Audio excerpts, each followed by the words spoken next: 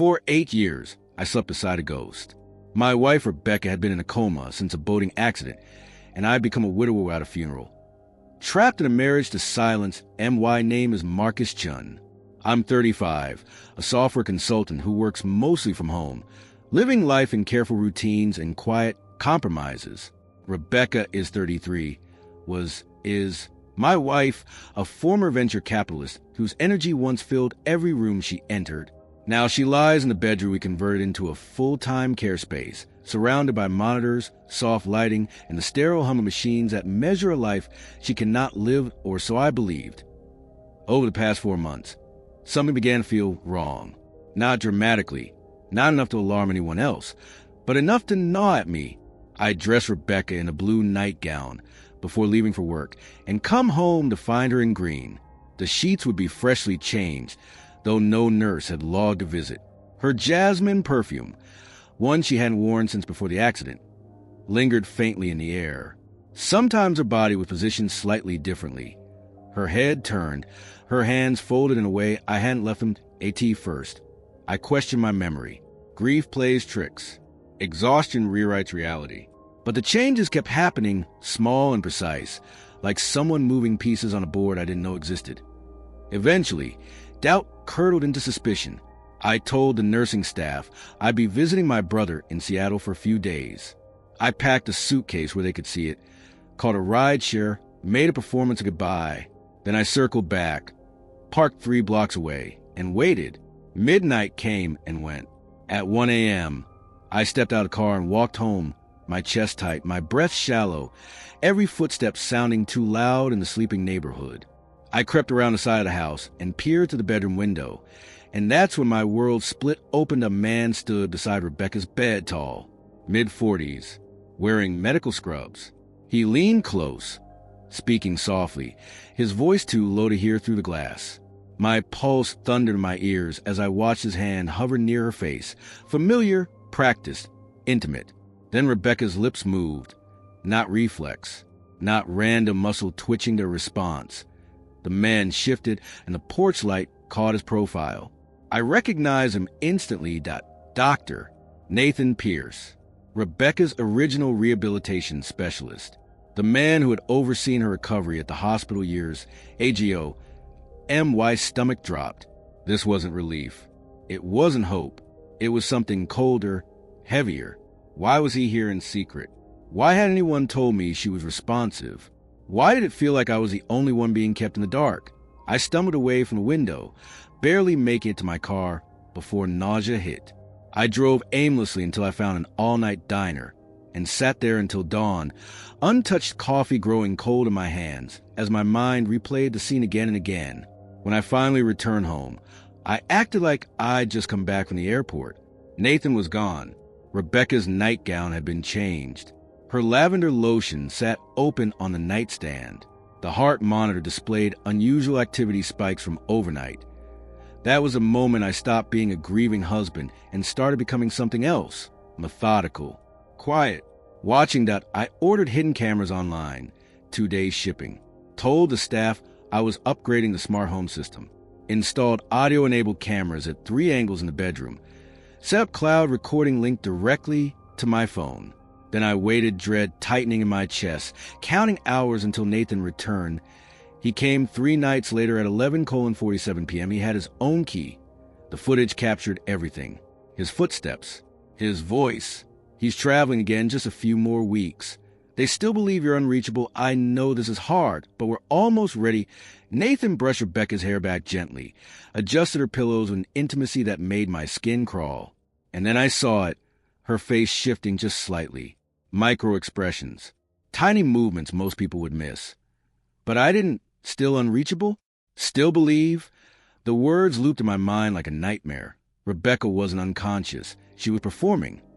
Marcus begins digging into Nathan Pierce's background with the same obsessive precision he once reserved for debugging code. Hospital employment records show Nathan left his position in 2016, the exact year of Rebecca's accident. No transfer, no retirement, just an abrupt exit. There's no active medical license under his name. His social media profiles freeze in time that same year, post stopping mid-sentence as if he'd stepped out of existence. Tax records list residential addresses that don't exist. Empty lots, shuttered buildings, places no one could live. It's like chasing a shadow. Nathan Pierce isn't living a quiet life. He's erased himself. A ghost hiding in plain sight. But I need confirmation, not suspicion. Proof that I schedule an urgent appointment with Rebecca's neurologist, Dr. Amelia Sato, insisting it can't wait. When I sit across from her in the sterile consultation room, I don't ease into the conversation. I ask one question. Is it possible my wife has been conscious this entire time? The color drains from her face. Not confusion, recognition. Her fingers tighten around the edge of her tablet, and she stammers, searching for words that don't want to come. She mentions rare neurological phenomena, covert consciousness, variants of locked-in syndrome, where patients retain awareness but can't communicate. Her voice grows thinner with each explanation that I slide my phone across the desk and play the footage. Nathan leaning over Rebecca, her lips moving, her face responding, "Doctor." Sato's medical composure fractures. She watches the video twice, then a third time, her breathing uneven. This shouldn't be medically possible, she whispers. Then quieter, almost to herself, unless someone has been manipulating her sedation protocols. The room goes silent, except for the hum of fluorescent lights. In that moment, the truth stops being abstract. It becomes clinical, measurable, deliberate, that Dr. Sato requests access to Rebecca's full pharmaceutical history. 8 years of records flood her system. I sit beside her as she scrolls, her brow tightening with each page.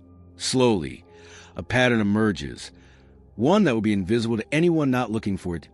Micro-adjustments to Rebecca's sedative doses, not enough to trigger hospital alerts or stand out during routine reviews, but precise, calculated, just enough to keep her in a state of cognitive awareness while maintaining near total physical paralysis. The changes appear during routine care windows, buried in standard updates. Digital authorization signatures accompany each adjustment. Signatures that match Nathan's old hospital credentials that MY stomach knots. Rebecca hadn't been in a coma, she'd been chemically imprisoned. I hire a private investigator the same afternoon. Elena Vasquez, former FBI, sharp-eyed and direct. She doesn't promise answers, just results. 72 hours later, she delivers both. Nathan Pierce doesn't exist anymore, she tells me, sliding a folder across the table. His real name is Ryan Holbrook. The name means nothing at first. He was an anesthesiologist, she continues. Lost his license 8 years ago. Insurance fraud. Pattern of oversedating surgical patients and billing extended care. Investigation started. He disappeared right after the disciplinary hearing. 8 years. Same as the accident. But Elena isn't finished. There's a personal connection, she says. Ryan and Rebecca were engaged for years before she met you. Engagement ended suddenly. No public explanation. No online trace. Like it was scrubbed clean. The room feels smaller, air thinner. Rebecca had been engaged to this man and never told me. I start digging into the boating accident itself, pulling old reports I hadn't looked at in years. Back then, it was just tragedy, senseless, random. Now every detail feels loaded. Ryan had been working at the marina, that day. On-site paramedic. Temporary placement through an agency. He was the first responder when Rebecca was pulled from the water. He administered emergency sedatives during transport to the hospital. The original ER doctor had noted something strange. Sedative levels higher than expected for reported dosage. The observations sat buried deep in medical notes. Never escalated, never investigated, a single line that could have changed everything. I keep digging, my search widening until it hits Rebecca's financial records. Documents I once skimmed without truly seeing. Now I read every word.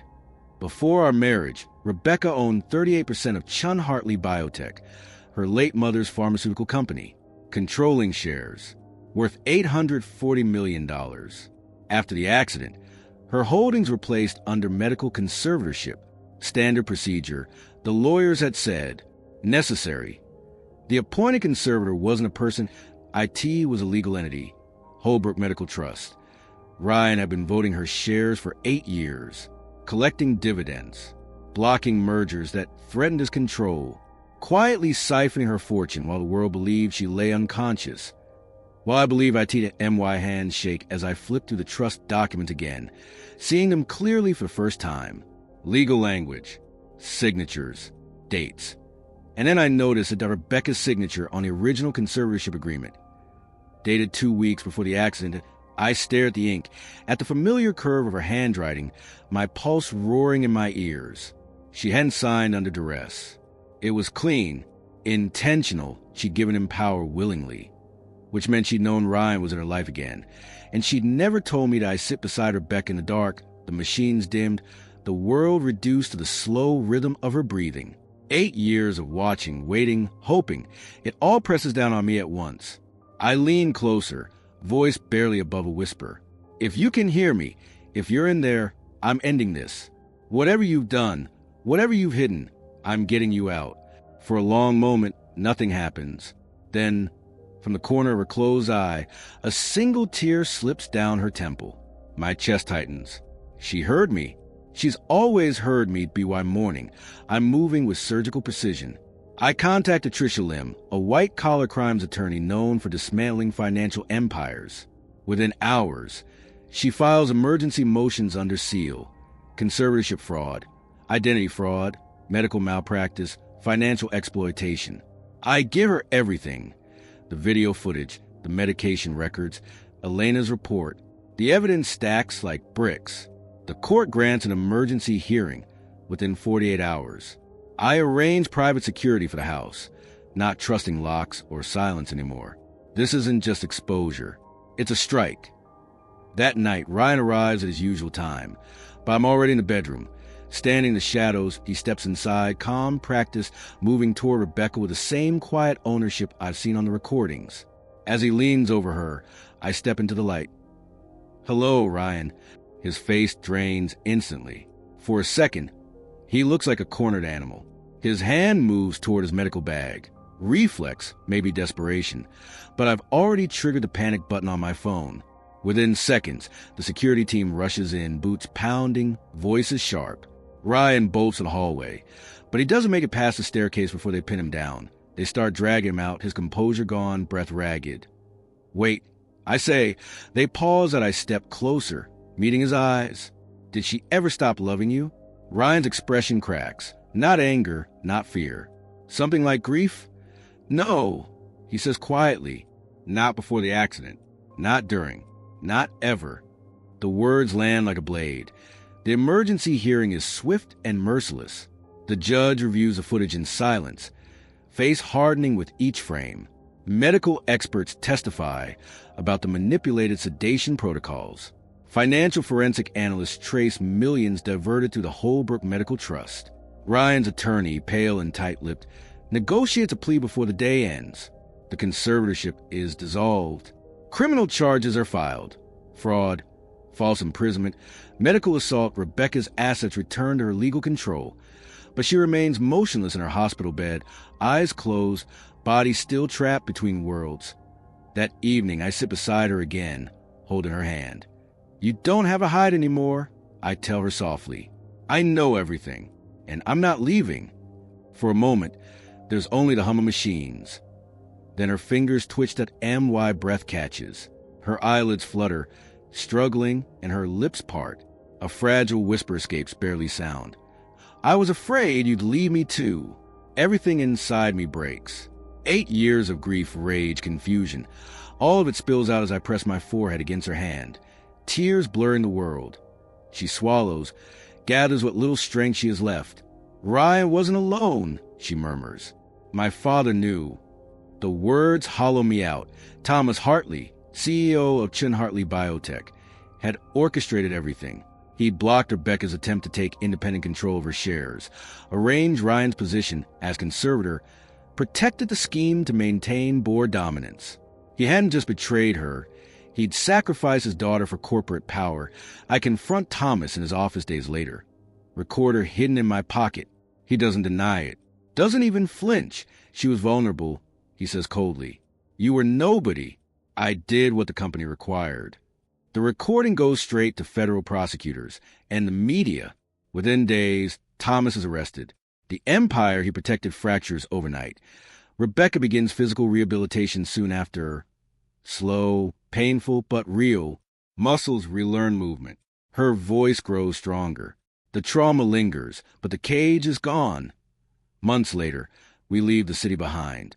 New names. A quiet coastal town where the air smells like salt and possibility.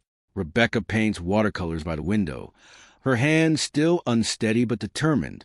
I write, our story, my story, the truth we survived. Some mornings we sit together in silence, coffee warming our hands, waves breaking the distance that we survive the silence.